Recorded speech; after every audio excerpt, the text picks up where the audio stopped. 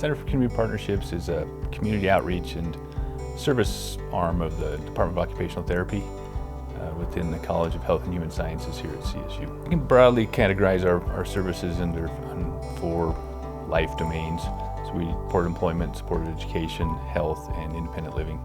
The center's been supporting CSU students and individuals from the community with disabilities or other life challenges for over 40 years. We really support primarily neurodiversity populations, within those programs, so achieving their career goals, their educational goals, and just their individual goals. Neurodiversity, it's just, there's so many talented individuals and stuff, but they face a lot of barriers in traditional education settings or traditional employment settings. And so if we can work around those barriers, you really see just potential there. I mean, innovative thinking and different ways of approaching things. And I think that's our kind of specialty, is showing people what they're capable of if we put down these social barriers to success.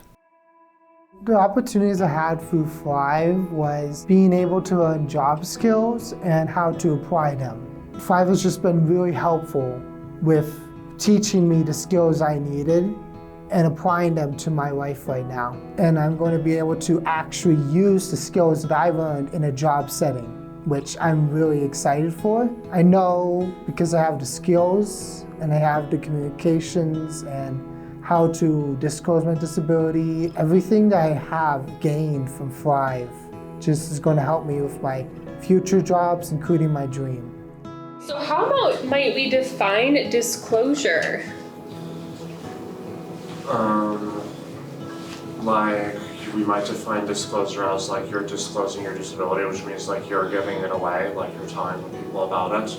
I work in a couple of different programs. I support in the supported education realm as well as supported employment and independent living, but the primary focus on transition-aged youth. I think with the employment realm, the biggest impact that we see is when we see people obtain meaningful competitive employment. Historically, employment for people with disabilities wasn't always competitive, and that's really been a state initiative, and that's a lot of what we're doing here, is just making sure that people are in environments with coworkers without disabilities and also making equal wages.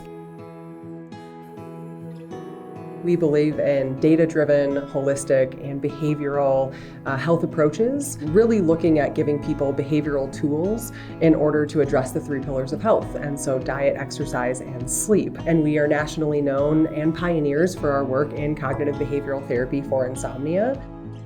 I have had insomnia problems since I was a child, although I don't think I really realized it as a child. It's in retrospect, but certainly all of my adult life. It's also been complicated by having sleep apnea. My experience with cognitive behavioral therapy here at CSU has been really wonderful. Natalie has been so helpful to me in terms of the amount of education she's been able to give me, the amount of support and encouragement. And I don't think it would have been nearly as enjoyable if I hadn't had all of that. The Center for Community Partnerships here at CSU has been so wonderful. It's been very helpful for me with my insomnia. And as an aside, 10 to 15 years ago, CCP was also involved with my adult disabled son doing job coaching. In addition to bringing cognitive behavioral therapy for insomnia to CSU's campus and to Northern Colorado, we also pioneered really bringing it to veterans. What drew me to New Start was I was wanting to do better academically, testing-wise, and I was having some trouble sleeping. That didn't draw me to New Start, but that's certainly a service that they offered.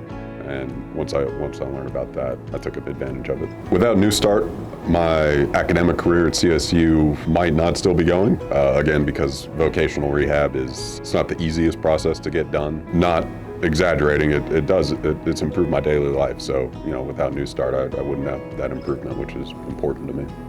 Veterans and active duty who a lot of times don't have the funding in order to pay for services. A lot of times they're given a lot of funding through the VA because they deserve it. And a lot of that does not include sleep services. We ended up initially doing sleep services with a Wounded Warrior Project grant. When that ran out, I just could not let it go because it was so powerful at helping veterans. We reached out and actually wrote a grant to the Anschutz family and got additional funding to be able to provide CBTI services to CSU veterans at no cost for 3 additional years.